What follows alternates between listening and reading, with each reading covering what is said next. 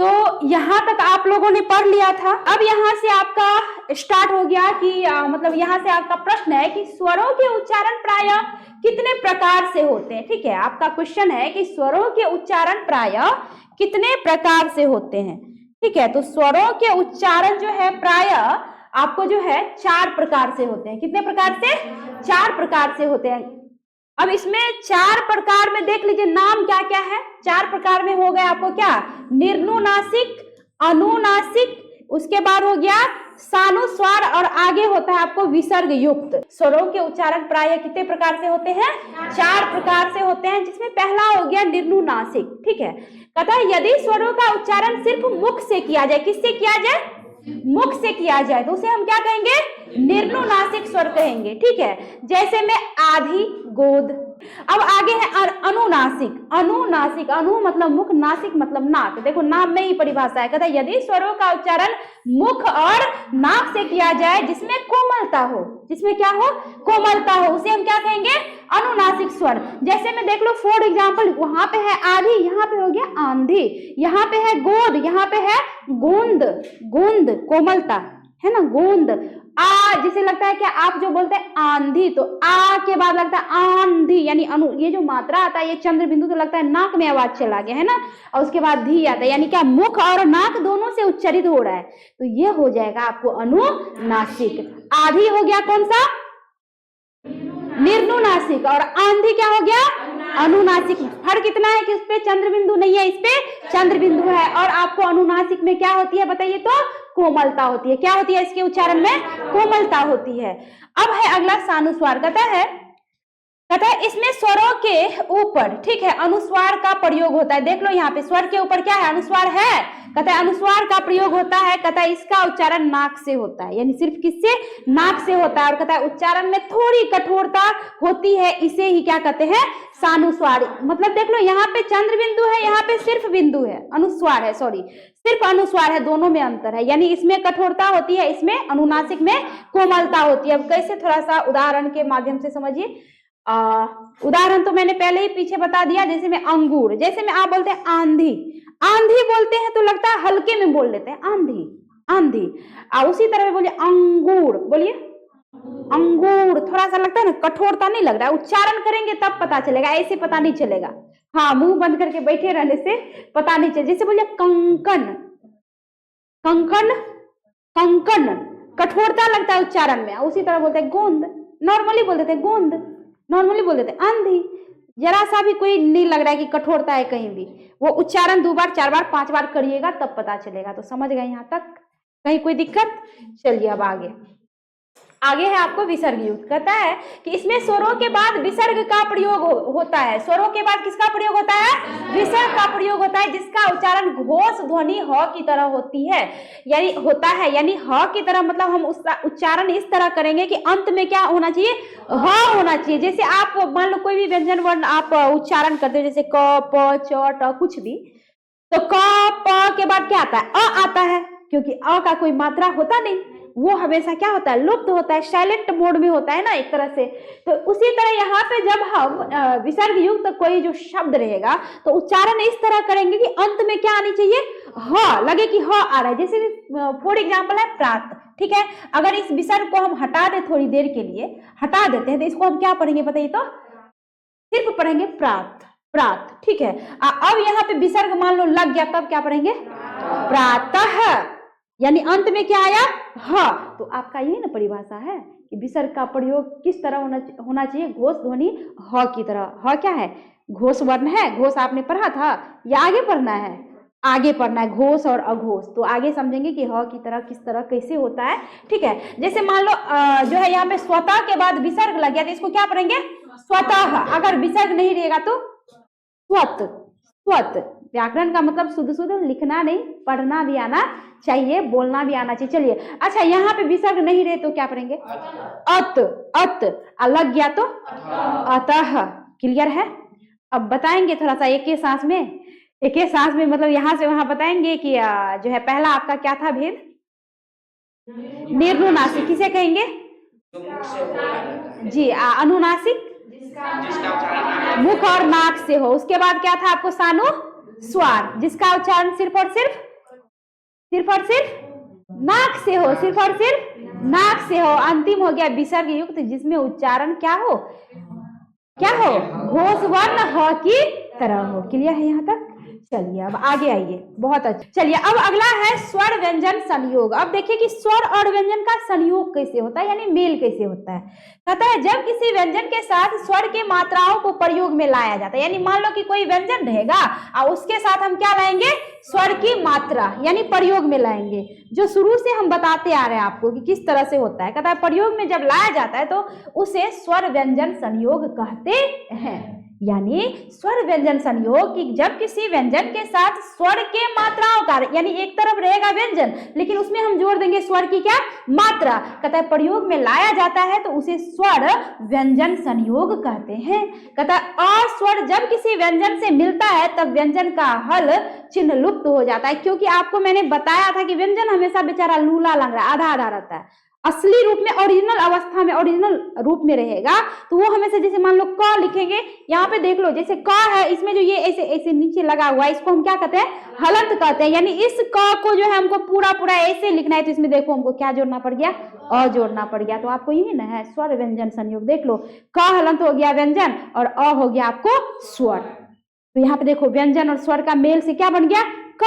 अब मान लो हम कोई का नाम लिखते हैं तो देख लो इसे नाम जो लिखेंगे, ये जो करण जो हमने यहाँ पे लिख रखा है, तो करण में आप कहेंगे कि सिर्फ व्यंजन वर्ण है तो ये गलत हो जाएगा।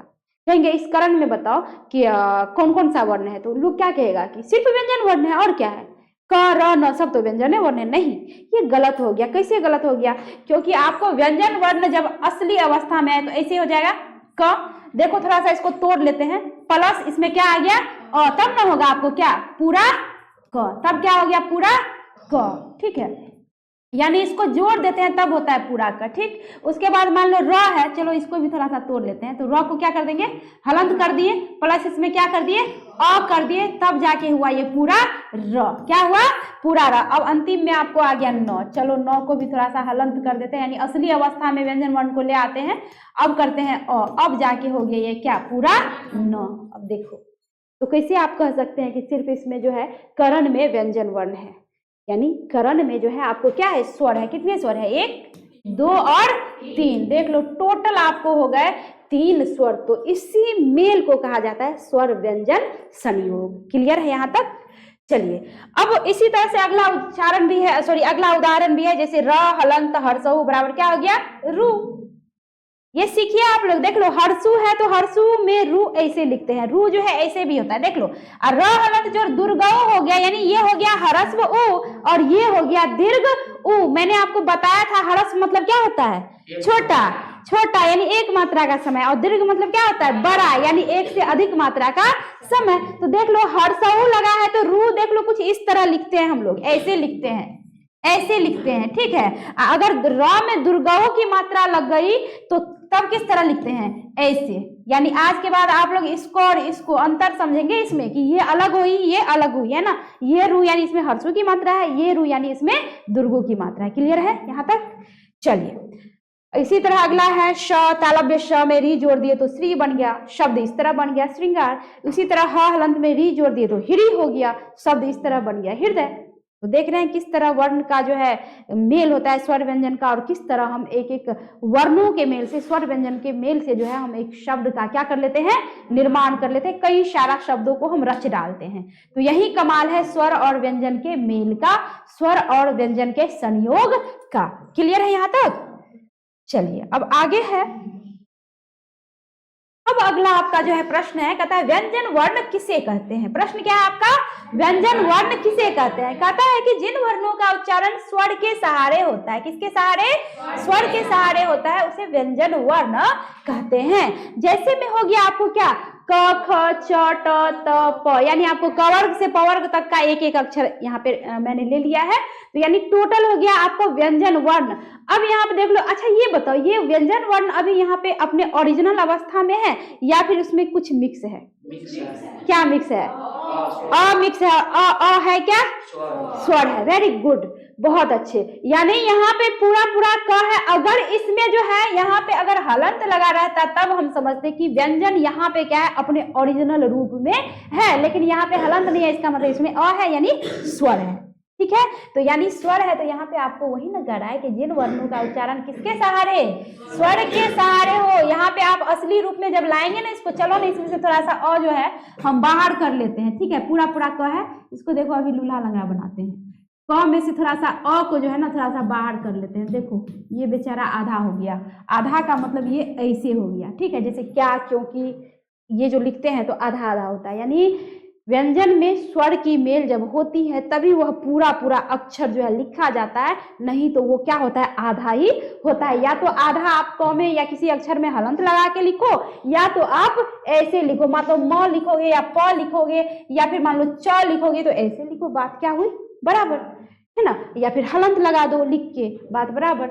अब अगला है कि व्यंजन वर्ण के कितने भेद हैं। तो व्यंजन वर्ण के कितने भेद हैं बच्चों, 3 भेद है। पहला बताइए स्पर्श व्यंजन, दूसरा अंतःस्थ व्यंजन और तीसरा ऊष्म व्यंजन। कहता है स्पर्श व्यंजन किसे कहेंगे। अगला प्रश्न हो गया इसी से कि स्पर्श व्यंजन किसे कहेंगे। नामे से पता चल रहा है स्पर्श, यानी स्पर्श मतलब छूना, टच, यानी टच में आना कोई चीज है ना। कहता है कि जो व्यंजन कंठ, तालु, मूर्धा, ओठ, दांत आदि के स्पर्श से बोले जाते हैं उसे क्या कहते हैं, स्पर्श व्यंजन कहते हैं। देख लीजिए ध्यान से, किस किस से, कंठ, तालु, मूर्धा, ओष्ठ और दांत आदि के स्पर्श से बोले जाते हैं उसे स्पर्श व्यंजन कहते हैं। कहता है इनकी संख्या 25 है, जो कि डिस्कस पीछे हो चुका है, फिर से पढ़ लीजिए और विस्तीर्ण रूप में पढ़ लीजिए। यानी इसकी संख्या आपको कितनी है, 25 है। 25 में हो गया, पहला देख लो आपको कौन सा वर्ग है, क वर्ग, दूसरा क्या है, च वर्ग, यानी क वर्ग में कितने अक्षर, 5, च वर्ग में कितने अक्षर, 5 अक्षर। तो इसी तरह आगे भी 5-5 भी होंगे, 5-5 ही होंगे सब में, है ना। ट वर्ग देख लो आप, त वर्ग देख लो और प वर्ग, यानी टोटल हो गए 5 वर्गों में 5 25, ये 25 हो गए आपको स्पर्श व्यंजन। और ये जो दिया हुआ था किस किस से इसका जो है उच्चारण होता है, कंठ, वेरी गुड, कंठ, तालु, मूर्धा, ओठ, दांत। अब देख लो इसकी उच्चारण कैसे होती है, एक उदाहरण के तौर पे आप समझ लो। जैसे मान लो आप बोलो क, बोलो क बोलो तो कहां से आ रही है आवाज, कंठ से। यानी प्रश्न इस तरह आपके एग्जाम में आते हैं कि क का उच्चारण स्थान क्या है, तो दे देगा कंठ, तालु, मूर्धा, जीभ, कुछ भी दे देगा, या इनमें से कोई कुछ नहीं।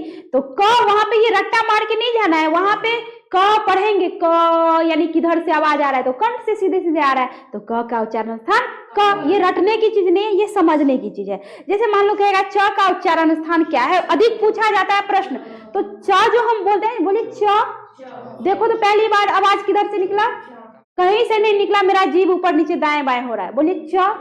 पहली बार किधर टच हुआ, नीचे, निचले दांत के नीचे वाले हिस्से में, उसको कहते हैं तालु। क्या कहते हैं, तालु। तो यानी च का उच्चारण स्थान क्या हो गया, यानी देख लो स्पर्श हो रहा है। जैसे बोलो ट, बोलो उच्चारण, पहली बार जीभ किधर गया, ऊपर, और आ यानी मुख के अंदर जो ऊपरी हिस्सा है उसको कहा जाता है मूर्धा। यानी ट का उच्चारण स्थान क्या, मूर्धा, यानी मेरा जीभ जिधर ना इधर उधर जहां तहां टच हो रहा है। और मुख के का जो आंतरिक हिस्सा है उसके अंदर जो है एक एक जो है आपको पार्ट का अपना अपना नाम है, जो आप आगे पढ़ेंगे नाम है, ठीक है। और उसी नाम से जो आपको प्रश्न आता है कि इसका उच्चारण क्या हुआ, उसका क्या हुआ। जैसे बोलिए प, बताइए उच्चारण स्थान ओष्ठ, क्योंकि प बोलते हैं तो इसमें जीभ का कोई रोल नहीं है, प बोलते हैं तो ओष्ठ का काम है, ओष्ठ पापा बोलते हैं, जैसे पापा, तो ओष्ठ यानी प का उच्चारण स्थान क्या हो गया, ओष्ठ। तो समझ रहे हैं ना। तो इस तरह से क्या हो रहा है, स्पर्श हो रहा है ना, बहुत सारा है। आपको 25 वर्ण की जो है उच्चारण जो है करवाएंगे आगे, है ना। अभी फिलहाल इतना आप लोग समझ गए ना कि किस तरह से स्पर्श होता है, इसलिए उसको कहा जाता है स्पर्श व्यंजन। क्लियर है। अब अगला है अंतःस्थ व्यंजन। कहता है कि य, र, ल और वह अंतःस्थ व्यंजन है। इनका उच्चारण किस किस चीज से बताइए, जीभ, तालु, दांत, ओठों के परस्पर सटने से होता है, लेकिन कहीं भी पूर्ण स्पर्श नहीं होता। यानी आपको उच्चारण जीभ, तालु, दांत, ओष्ठ से तो होगा, लेकिन कहता है कि लेकिन कहीं भी पूर्ण स्पर्श नहीं होता। कहता है य और व अर्ध स्वर है। अब इसमें देख लो य को और व को अर्ध स्वर रखा गया है, ठीक है। अब कैसे नहीं होता, थोड़ा सा आप जो है जैसे बोल लो आप वो बोलो वो, ये यहां से वहां उच्चारण करके समझने वाला चीज है, ये रट्टा नहीं मारना है इसमें। वो बोलो, बताओ ध्यान से, वो बोलते हैं तो उच्चारण कहां कहां से हो रहा है, सोच के बताओ। दंत और ओष्ठ। सृजन ने बताया दंत और ओष्ठ, वेरी गुड। वह बोलते हैं तो सबसे पहले तो मेरा जो ऊपरी दांत है वो नीचे वाले ओष्ठ में टच होता है, वह बोलते हैं। वह ध्यान से, अगर टच नहीं हो रहा है तो आपका उच्चारण गलत है। वह बोलते हैं तो मेरा ऊपर वाला दांत नीचे वाले ओठ में टच होता है, और वह बोलते हैं तो मेरा दोनों साइड ओठ थोड़ा थोड़ा टच हो रहा है, स्पर्श हो रहा है। तो यानी देख लो, न तो पूरा पूरा दांत स्पर्श में आया, न तो पूरा पूरा ओष्ठ स्पर्श में आया। जैसे प बोलते हैं तो पूरा पूरा ओष्ठ आ जाता है स्पर्श में, है ना। जैसे आपको च बोलते हैं तो पूरा पूरा तालु आ जाता है। जैसे ट बोलते हैं तो पूरा पूरा मूर्धा आ जाता है। जीभ मेरा ट बोलते हैं तो सीधे सीधे मूर्धा में टच होता है। लेकिन वह बोलते हैं तो ना तो मेरा जीभ से उच्चारण हुआ, ना तो मेरा ओष्ठ से पूरा पूरा, यानी आधा जीभ से और आधा आधा दांत से और आधा ओष्ठ से। तो इसलिए ये हो गया आपको अर्ध स्वर। क्लियर है यहाँ तक? चलिए अब आगे है आपको ऊष्म व्यंजन। कहता है तालव्य श, मूर्धन्य स, दंत स और ह। आपको कौन सा व्यंजन है? ऊष्म व्यंजन है। और कहता है इसका उच्चारण रगड़ या घर्षण से उत्पन्न ऊष्म वायु प्रक्षेप, यानी ऊष्म वायु से होता है। यानी जब उच्चारण करेंगे तो लगेगा कि जैसे गर्म वायु जो है, ऊष्म वायु जो है मुंह में क्या हो रहा है? उत्पन्न हो रहा है। तो इसलिए उसको हम कहेंगे ऊष्म व्यंजन। ठीक है। अच्छा, ऊष्म व्यंजन जैसे तालव्य श, जैसे मान लो कि ऊष्म व्यंजन का उदाहरण थोड़ा सा ये भी उच्चारण करके समझ लेते हैं। जैसे आप बोलिए तो श। अब यहाँ पे तालव्य श, मूर्धन्य स और दंत स, तीनों के उच्चारण में अंतर है जी, अंतर है। तीनों के उच्चारण में बहुत ही ज्यादा अंतर है। कैसे अंतर है थोड़ा सा समझ लीजिए। जैसे मान लो यहाँ पे है, आपको थोड़ा सा समझना इसलिए जरूरी है क्योंकि अक्सर हम लोग उच्चारण क्या करते हैं? गलत ढंग से करते हैं। आपका मान लो पहला हो गया तालव्य श, उसके बाद हो गया मूर्धन्य स, और उसके बाद हो गया आपको दंत स। अब थोड़ा सा आपको समझना क्या है कि इसका उच्चारण किस तरह से कैसे होता है। ठीक है, अब देख लो यहाँ पे आपका उच्चारण कैसे होगा, किस तरह होगा, थोड़ा समझिए। जैसे सबसे पहले ट्रिक है, तरीका है। तालव्य श का उच्चारण तालव्य श, यानी तालव्य से हो गया क्या? तालु।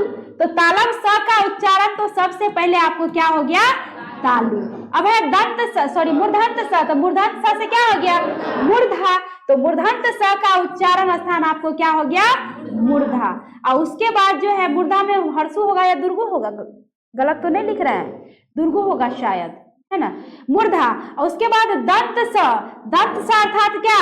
दंत या फिर दांत। ट्रिक ये है कि तालव्य श, मूर्धन्य स और दंत स, इसका उच्चारण किस तरह होता है, कैसे करेंगे जो शुद्ध शुद्ध उच्चारण इसका हो, है ना। तालव्य श, मूर्धन्य स, दंत स हम लिख तो लेते हैं, ठीक है, बोल भी लेते हैं, लेकिन उच्चारण हम शुद्ध शुद्ध करें तो करें कैसे, ये भी समझना क्या है? जरूरी है। तो छोटा सा ट्रिक है यहाँ पे। तालव्य श तालु, मूर्धन्य स मूर्धा और दंत स दांत। अब ये तो हमने बोल दिया तालु मूर्धा दांत। अब कहाँ कहाँ तालु मूर्धा दांत है ये भी समझना है। जैसे आप तालव्य श तालु से बोलते हैं, जैसे उच्चारण कैसे करेंगे? श करिए। श बोलते हैं तो देखो जीभ पहली बार किधर टच होना चाहिए? तो तालु में। तालु किधर है बताएंगे? नीचे है। मेरा जो निचला दांत है, ऊपर वाला दांत नहीं, नीचे वाला दांत का जो नीचे का पार्ट है, हिस्सा है, यानी वो जो चमड़ा है उसको कहते हैं तालु। तो हम जैसे तालव्य श पढ़ेंगे तो श यानी इस तरह पढ़ेंगे कि जीभ मेरा तालु में क्या होना चाहिए? टच होना चाहिए। करिए तो एक बार। श जब करते हैं जीभ कहीं टच नहीं होना चाहिए। अगर दांत में टच हो रहा है तो उच्चारण आपका गलत है। तालु में ही होना चाहिए, दांत निचले दांत के नीचे वाले जगह पे, है ना, श। और जब श बोलते हैं तो घर्षण हो रहा है जी, तो वही ना था ऊष्म वायु के। हाँ, तो यही हो गया ऊष्म व्यंजन, यानी श, घर्षण हो रही है ना, श। ये हो गई आपको तालव्य श, इस तरह से उच्चरित होगी। अब चलिए मूर्धन्य स, मूर्धा से, और मूर्धा किधर है बताएंगे? ऊपर। जैसे ट बोलते हैं तो जीभ किधर गया? ऊपर गया। ट ठ ड ढ बोलते हैं ऊपर, जिधर पहली बार टच हुआ वो मूर्धा है। तो यानी अब मूर्धन्य स का भी उच्चारण इस तरह करेंगे, जीभ मेरा कहाँ जाना चाहिए? ऊपर जाना चाहिए, मूर्धा में जाना चाहिए। तो करके बताइए एक बार आप लोग। श करिए। श इधर भी ऊपर भी गया तो कुछ हल्का सा घर्षण हुआ, लेकिन तालव्य श में कुछ अधिक घर्षण हुआ ना। श श, ठीक है। यानी मूर्धा में अगर जीभ टच हो रहा है तो यानी आपका उच्चारण क्या है? शुद्ध है, यानी मूर्धा हो गया ऊपर। जैसे ट बोलते हैं तो जहां टच हुआ जीभ पहली बार वो हो गया मूर्धा। तो मूर्धन्य स का उच्चारण कहाँ हो गया? मूर्धा। अब आई बारी दंत स की, तो दंत स यानी दांत। जैसे त थ द ध बोलिए, त थ द ध न, मेरा जीभ पहली बार किधर गया? दोनों दांत के बीच में, तो यानी ये हो गया दंत। तो यानी इसका मतलब ये हुआ कि दंत स का भी उच्चारण इस तरह हम करेंगे कि मेरा जीभ कहाँ जाना चाहिए, पहले बार दोनों दांत के बीच में, है ना। तो करके बताइए एक बार। स स कोई घर्षण हुआ नहीं हुआ, यानी तालव्य श में हुआ, मूर्धन्य से स में भी कुछ हुआ और दंत स में हुआ नहीं हुआ, नॉर्मल बोलते हैं स। अब तीनों का उच्चारण करके बताइए शुद्ध शुद्ध। चलिए तालव्य श का करिए श, ठीक, मूर्धन्य स का श और दंत स का स। क्लियर है? तो समझ गए कि उच्चारण किस तरह से होगा। यानी ये हो गई आपकी उच्चारण, ये आपकी क्या हो गई उच्चारण। उसमें भी कैसी उच्चारण, शुद्ध वाली उच्चारण, कैसी शुद्ध, ठीक है। यानी ये आपको हो गया आपको तालव्य श, मूर्धन्य स और दंत स का उच्चारण स्थान, वो भी शुद्ध शुद्ध। तो इस तरह से आप उच्चारण करके सही सही जो है, आप व्याकरण का मतलब ही होता है शुद्ध शुद्ध पढ़ना, लिखना और बोलना। तो हमको सिर्फ पढ़ना लिखना नहीं, बोलना भी आना चाहिए, ये जरूरी है। तब समझिए आपने व्याकरण सीखा, वरना नहीं सीखा। तो यहाँ तक क्लियर? चलिए अब आगे बढ़ते हैं। तो आपका अगला जो है,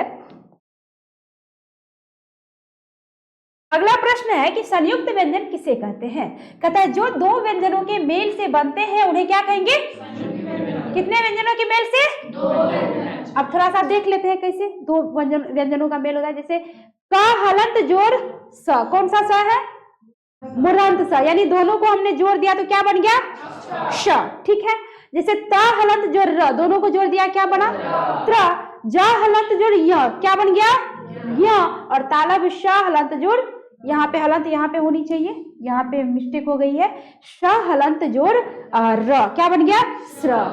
दोनों ही यहाँ पे व्यंजन है, क भी व्यंजन है, श भी व्यंजन है, त भी व्यंजन है, र भी व्यंजन है, सारा का सारा व्यंजन है। दो व्यंजनों का, पीछे आपने पढ़ा कि स्वर में व्यंजन का मेल हुआ है ना, व्यंजन में स्वर का मेल हुआ, लेकिन यहाँ पे दोनों आपको क्या है?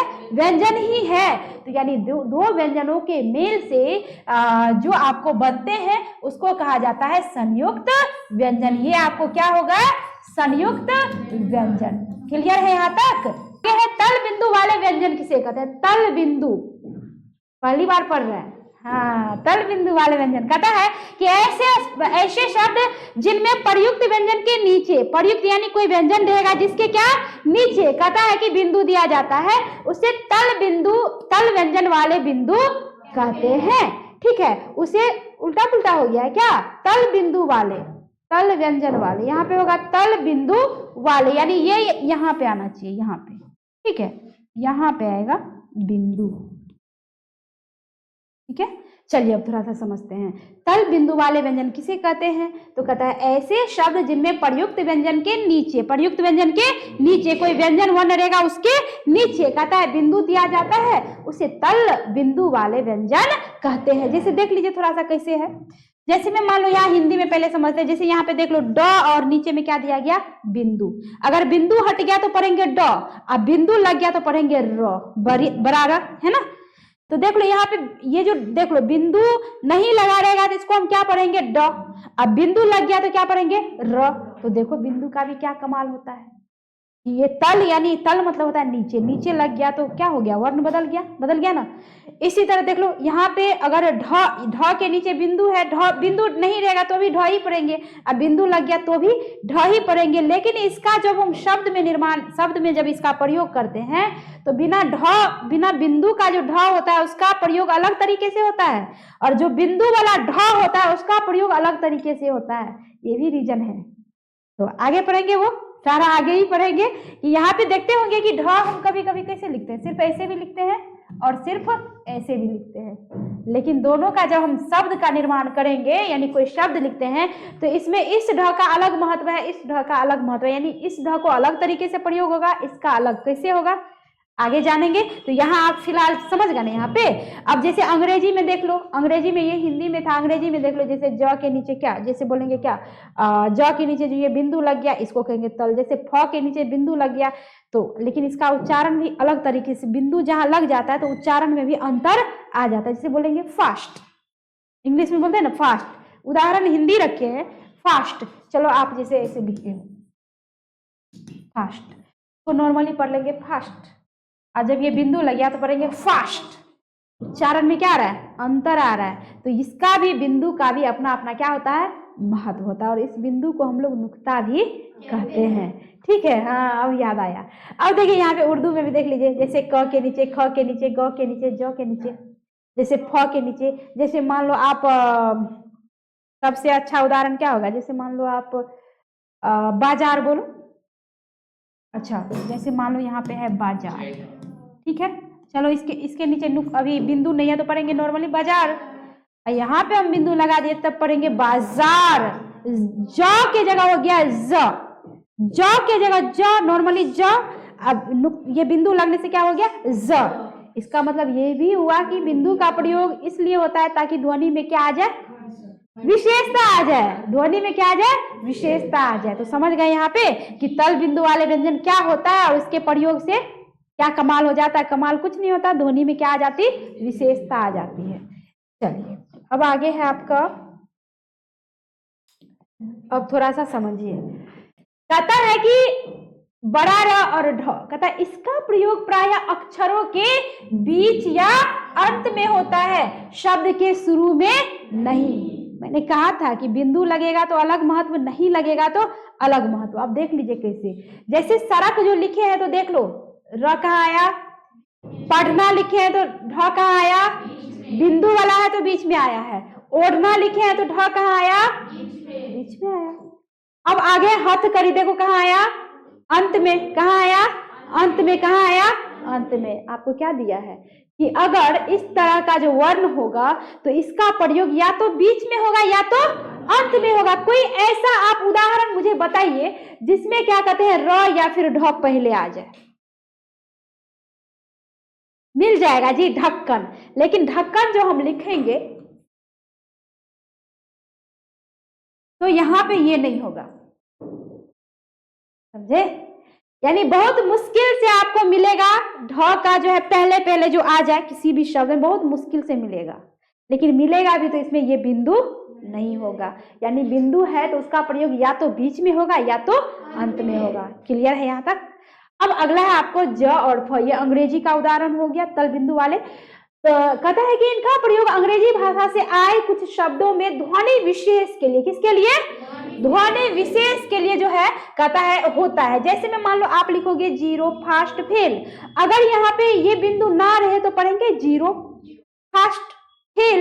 लेकिन ये लग गया तो कैसे उच्चारित होगा, जीरो। कैसे होगा, फास्ट। कैसे, फास्ट। इसको क्या पढ़ेंगे, फेल। फेल ऐसे नहीं रहेगा तो फेल। देखो ध्वनि में क्या आ रही है, विशेषता आ रही है। यही है ना व्याकरण का कमाल कि शुद्ध शुद्ध पढ़ना लिखना प्लस क्या, बोलना। अब देख लो क ख ग घ, ये हो गए उर्दू के उच्चारण। कहता है इनका प्रयोग हिंदी में प्रयुक्त अरबी फारसी के कुछ शब्दों में ध्वनि विशेष के लिए, यहाँ भी आती है तो किसके लिए, ध्वनि विशेष के लिए किया जाता है। जैसे कलम, खराब, गरीब, बाजार, फौरन। थोड़ा सा उच्चारण करके बताएंगे इसको कैसे उच्चारण करेंगे।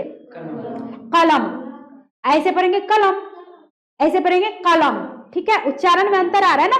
अच्छा इसको बताइए तो पढ़ के, खराब नहीं, खराब, खराब। ठीक, अच्छा इसको पढ़ के बताइए, गरीब, गरीब। ठीक, जी जी जी, इस तरह होगा। इसको पढ़िए, बाजार। ठीक, इसको पढ़िए, फौरन नहीं, फौरन।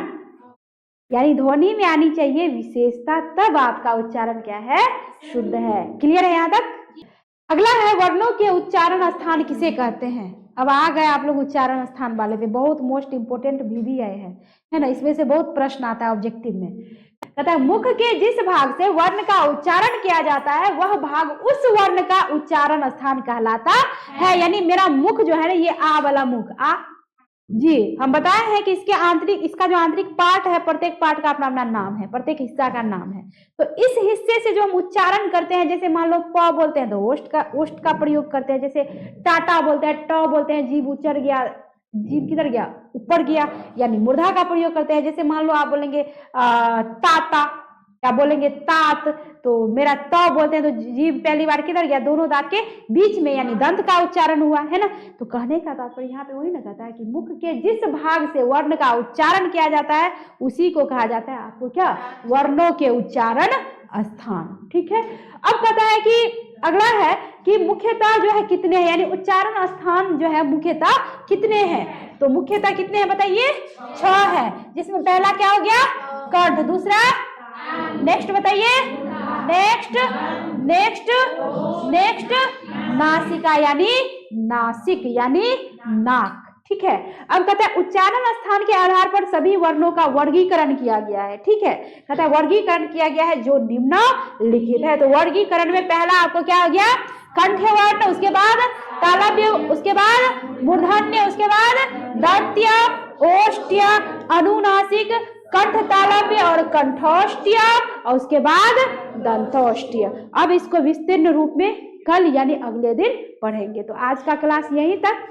मुझे विश्वास है कि आप लोग बढ़िया से समझे होंगे, समझ जाते हैं तो कम से कम लाइक कमेंट कीजिए, वीडियो को अपने ग्रुप में शेयर भी कीजिए। कमेंट करके आप अपना सुझाव दे सकते हैं, हमसे सुझाव ले सकते हैं। मिलती हूँ अगले क्लास में, अगला वीडियो यानी इससे जो अगला पार्ट है वो लेकर के। तब तक के लिए धन्यवाद।